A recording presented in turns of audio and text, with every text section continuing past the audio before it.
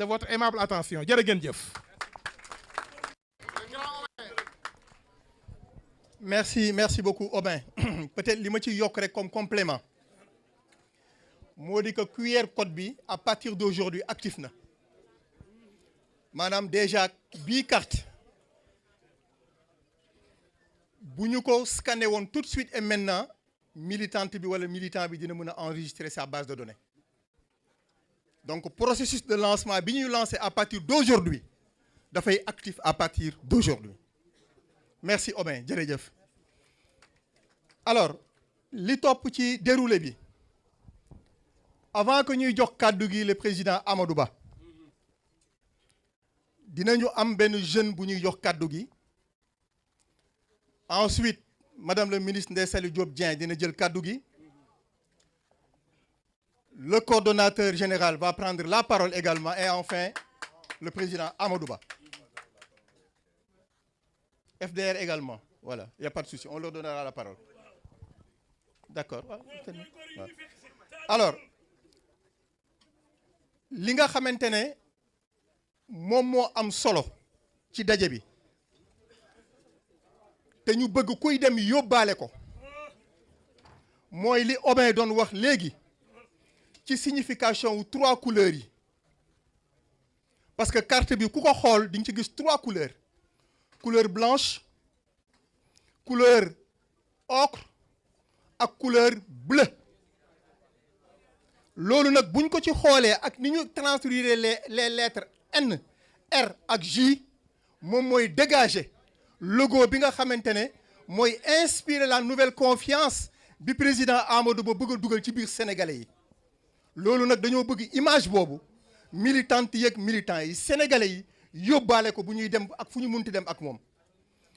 ñu ngi jox kàddu gi monsieur le ministre Oumar Sarr au nom de l'opposition notamment le FDR ñoom ñi nga xamante ne teewal nañ ñu tey ñu leen di gërëm di leen di sant bu baax. mbooloo mi kii ñuy jox kàddu gi gis nga opposition bi toog di ay gor tàllal Amadou Ba loxo Cheikh Omarane gor yi dañoo yàgg gor ak gor rek mën a ànd kii ñuy jox kàddu gi nag moo am Omar Sarr dafa ànd ak Amadou ci gouvernement ci état ba nag ni te takkaloo ko ñu di doomi Dagana ñun ñëpp ñu ànd déglu ko.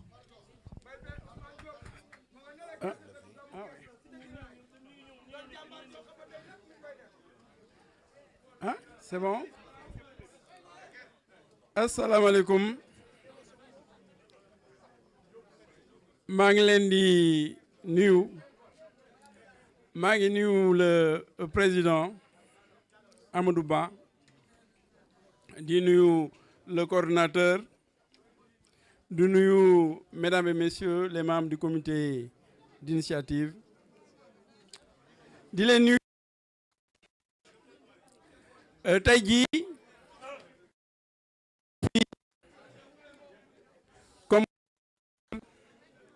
du Front pour la défense de la démocratie de la République ñu ànd fii délégation xam ngeen Nicolas Ndiaye moo nekk secrétaire général de la Ligue démocratique man ak yeneen membre du PLD muy Alioune Thiam Yaba Diop ak Ablaye Sarr mu nekk bés bu xat parce que dernier week-end avant Ramadan bi la mu am activité yu bare mais ñu ne activité lu mu manti am solo bañ a ñëw fii parce que nous en tant que opposition en tant que nu mën a ñëw bokk ak ñoom seen bés bi war nu ñëw mën a ànd ak ñoom di leen jàppale seen bés bi di leen wax ni ñoo ngi à côté war a ànd ak ñoom ci liggéey bi parce que Sénégal moo leen soxla yéen nouvelle responsabilité Sénégal moo soxla ñun ñëpp l'opposition parce que xam bi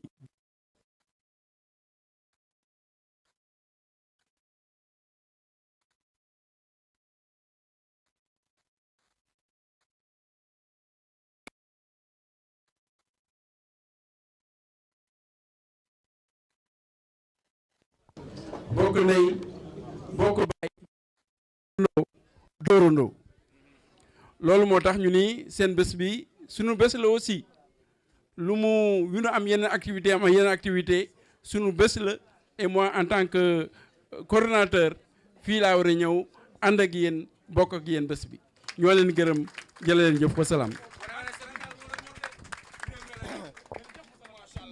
Merci beaucoup, monsieur le ministre. Merci, monsieur le coordonnateur. Kaddu gi am na solo waaye dafa am lu tuuti rek lu ma bëggoon a jukki attirer ci attention wu mbooloo mi yëpp mais particulièrement les leaders de l'opposition. Monsieur le Président, suñuy carte d'identité nationale ñun ñëpp c'est en 2016 lañ ko defaroon pour 10 ans 2026 bii la carte d'identité yëpp di expiré ndoo te ñu ngi dëgmal élection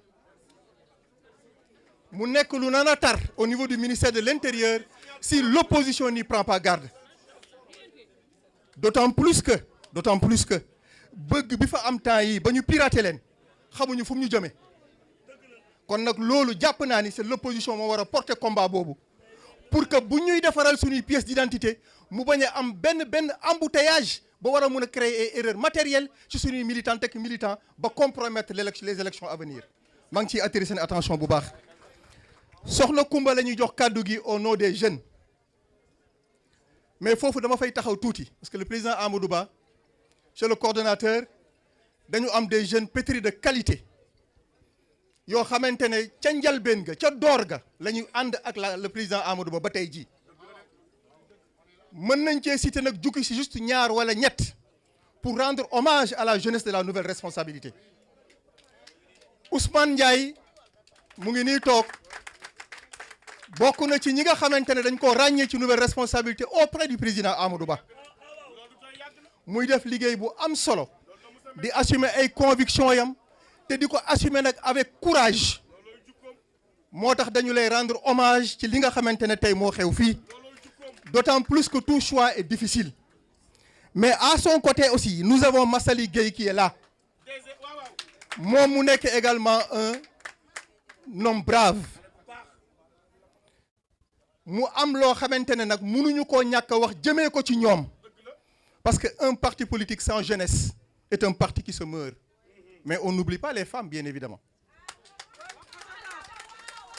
léegi Kumba la ñuy jox kàddu gi au nom des jeunes Sissoko waaw évidemment ñoom ñëpp ñu ngi def liggéey bu am solo jërë ngeen jëf Kumba vous avez la parole docteur Kumba Diouf. waaw te Kumba li ma ciy dolli dafa dëkk Ñaaxar te Amadou def loxoom ci Ñaaxar fal fa ay nit ñëpp daw Kumba taxaw dañoo daw Kumba di jigéen di góor taxaw Ñaaxar loolu mën naa bàyyi xel ko am jom a ngi nii.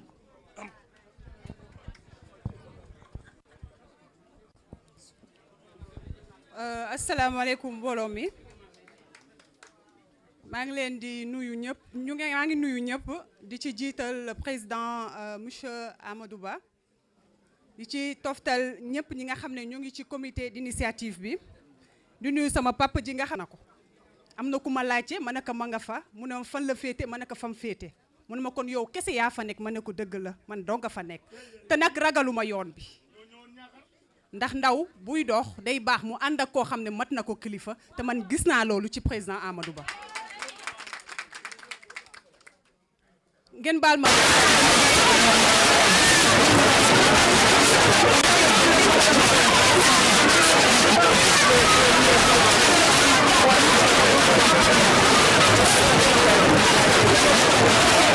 buñ ko dégloo ñu mën cee bàyyi xel ngeen baal ma donc monsieur le président Amadou Ba, mesdames, messieurs, à vos rangs, grades et qualités, honorables invités, chers camarades, chère jeunesse du Sénégal.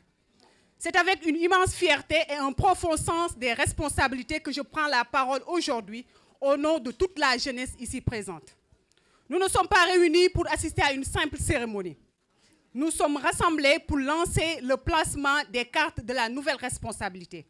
Et à travers cet acte, sceller un contrat d'avenir entre une jeunesse qui veut agir et un leader qui a choisi l'écoute plutôt le bruit, la paix plutôt la barbarie, La patience, plutôt la précipitation. La retenue, plutôt l'effronterie. Le respect, plutôt le mépris.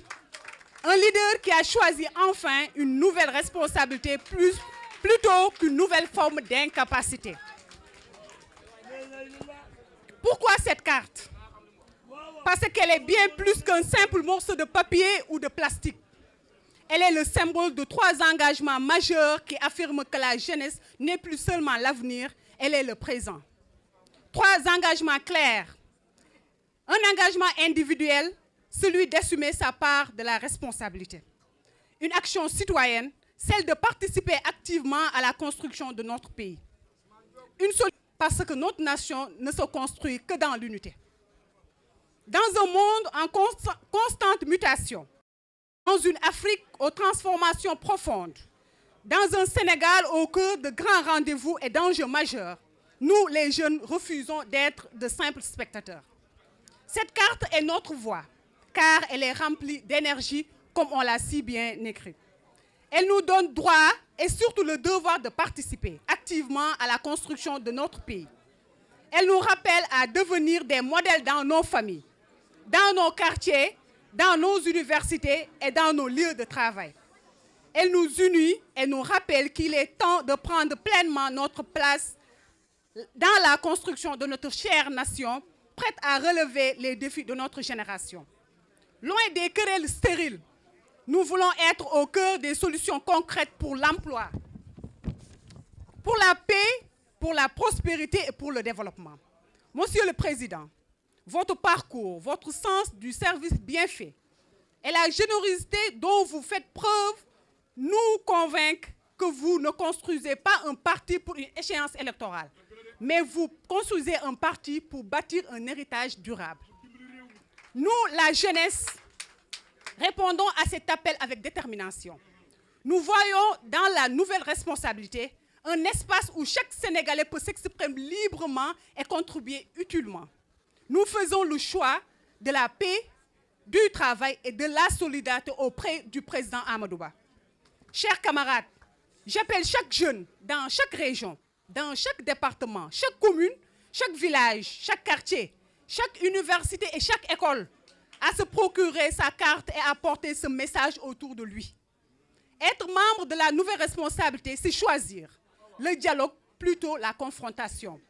C'est de choisir la compétence au service de la nation. C'est de choisir une opposition démocratique, responsable et constructive. Monsieur le Président, vous pouvez compter sur notre dynamisme et notre engagement. Nous porterons ce message partout avec conviction et discipline. Ensemble, avec cette carte, nous affirmons notre volonté de prendre notre destin en main, car vous avez créé ce parti sur la base de votre savoir-faire, de votre expérience d'homme d'État respecté et reconnu au niveau international. Vive la jeunesse, vive la nouvelle responsabilité et vive le Sénégal. Merci. jërëjëf Fodé ma delloo la kàddu gi di leen wax ni xale bu baax bii toog di Alioune Sow di gore jël alalam di def ci Amadou Ba jàpp Amadou Ba te bàyyiwu ko ñu ngi koy gërëm.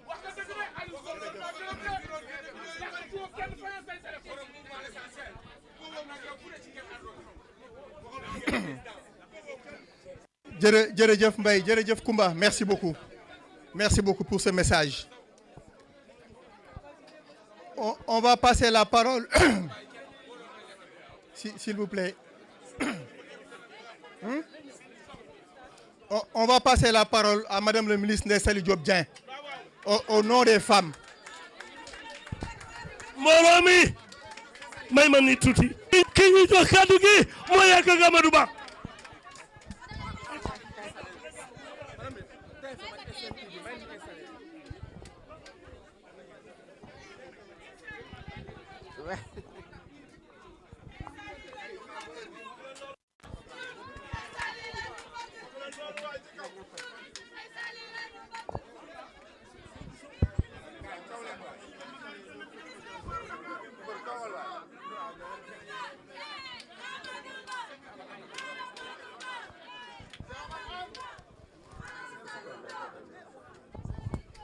Mama Tari Penda jigal mi ci batoolu Ndakaaru booy jël kaddu dinaa wax ndax sama waa ji ñi ko bëgg xàmmee na leen ñi ànd ak moom te yàlla tax xam naa leen ba nga bëggee Amadou Ba ba tey delluwoo ci ginnaaw nga bëgg Amadou Ba fas yéene koo jàppale doon jigéen ju mën góor toogoo nag naan Amadou Ba da ngaa jóg di ko jàppale ci sa doole ak ci saw ñaq demal nday sa